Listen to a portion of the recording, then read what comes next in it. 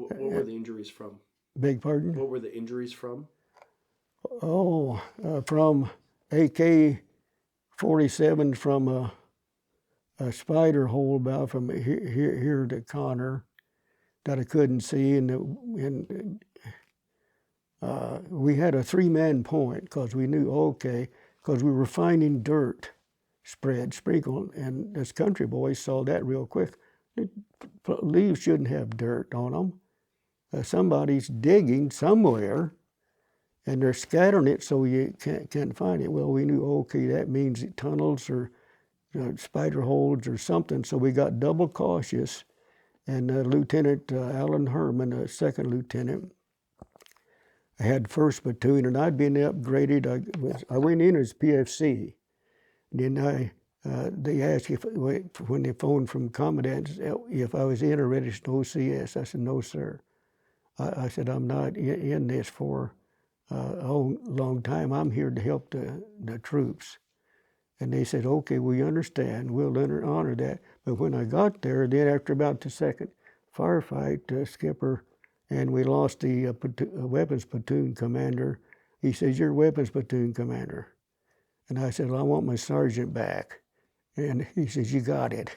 And so that's how I stayed as sergeant, because I did not want the officer thing, because my guys, we were all real close.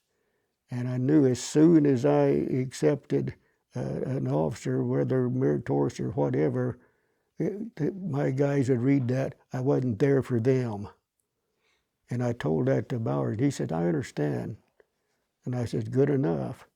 And so that's the way that we went. But we had a 3-point, the point was 3 people. And Sergeant Stoots was the platoon sergeant. He should not have been in the point, but he was, and 2 others. And when we went into where we figured, okay, this bamboo and stuff, they got to be in there. Well, yeah, they were. It was part of the NBA bunch that was headed towards Hoy City to when that operation started. Then 2 months later, see, well, we intercepted them for that portion, and all 3 of the point went down immediately. And right before that, Lieutenant Herman, I'd left my gas mask back at CP on a hill, and I put in 4 grenades in the gas pack, in the pouch. Well, he ran up to me and said, give me your grenades. I need some more grenades. And I started to say I need them, and then something said, give them to him. And so I gave him all 4 grenades. And then Juice, one of my machine gunners, saw the first ones out on the surface and flipped them real quick, and they accused us of starting the war. but nearly. And then when we charged forward, they had 350s and 6 light machine guns in that bunch. And it was a heavy weapons unit that we intercepted. We thought, man, what in the world? Trees, limbs, and crap are falling. And the 50 homed in on me, hit the first round, hit the side of my helmet, knocked me sideways and not quite out, but the guys never did find my helmet. And then I'd stepped in a hole. It took me right a little bit off balance, and he lowered the barrel on it, shot right through that empty gas mask, setting it on fire. And that smoldering rubber, those hot 50s, otherwise it'd blow me apart. And so God took care of that one. And you can't convince me that that's divine interception. So why did I give all my grenades to Lieutenant Herman? And then a little later, I grabbed the corpsman, Doc Noah, he's in that picture over there, and grabbed his medical bag. He's a 19-year-old kid, and I said my very words to him, Doc, keep your skinny ass right behind me. And I figured if I could shoot her way to or point, then he could help somebody.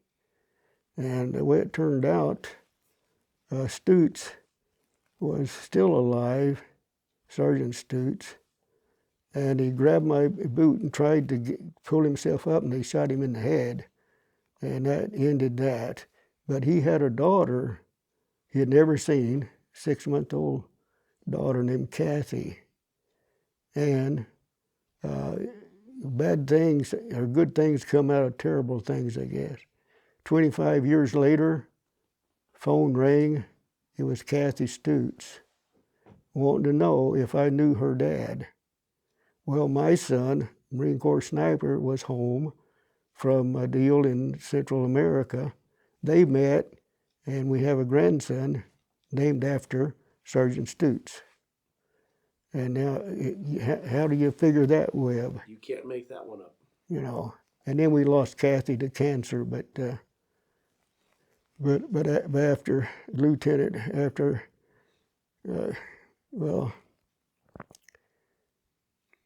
poor Lance Corporal, good kid from Bronx, New York,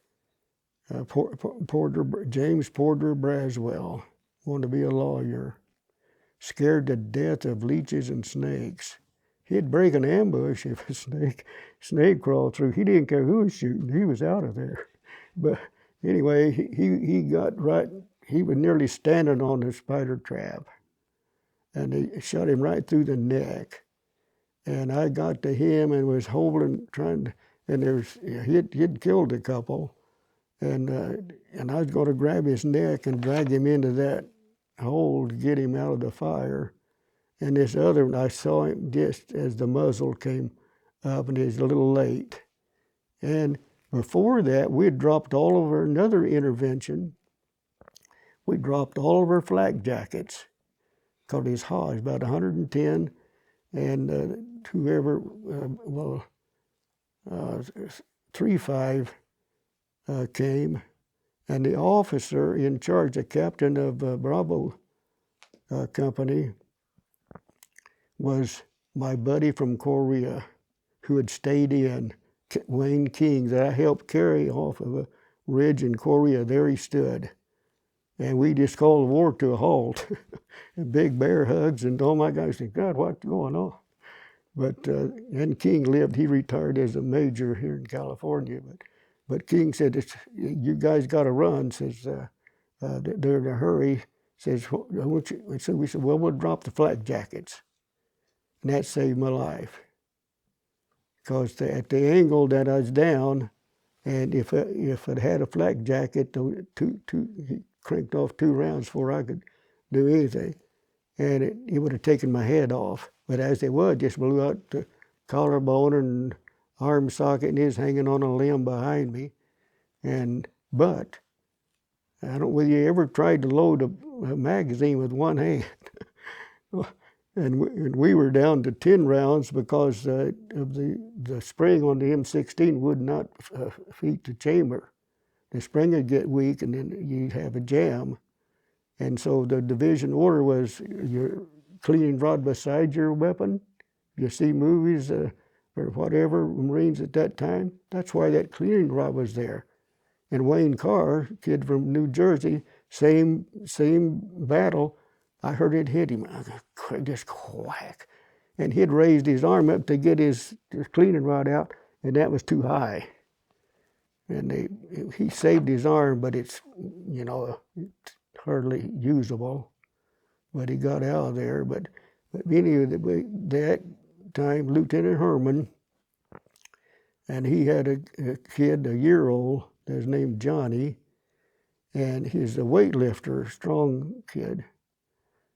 And he threw the last of my 4 grenades into the NVA whole trenches, because they had open trenches too. And then he says, Sarge, I'm going to get you out of here. And I said, don't. I said, get down, Herman.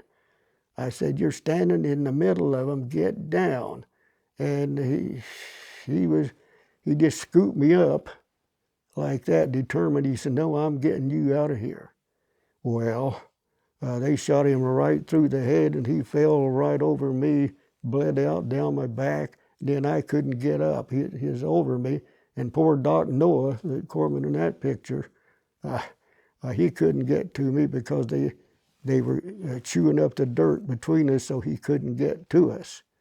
And of course, Doc, he had a 45, and Sergeant Stutes was always chewing on Doc to clean that 45, because we'd have firing, the mad minute, we called it, everybody firing for a minute.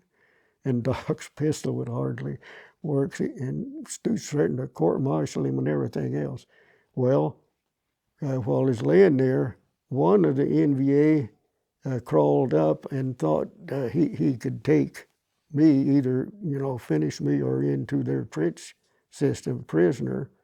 And I could hear him. Got quiet for a minute. I could hear breathing. And I said, Doc, there's one right here in front of me. And so I said, Doc, you got to shoot him. And Doc's first words were, I can't. I said, I'm going to shoot you if he doesn't. And so pretty soon, and I told him years later, daggum, you nearly deafened me.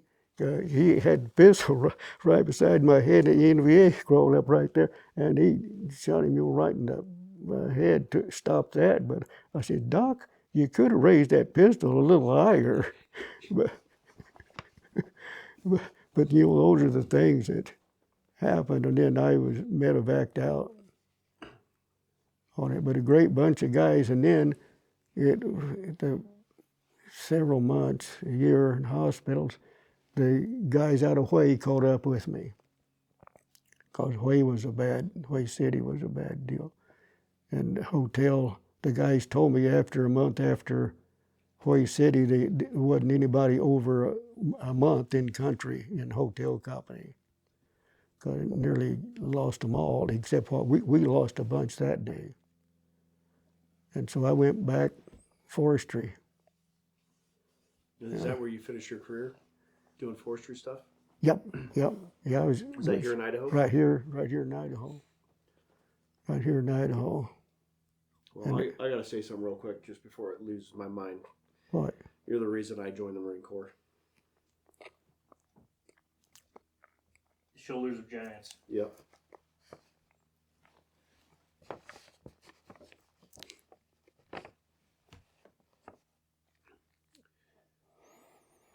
Well, glad you made it. Me too.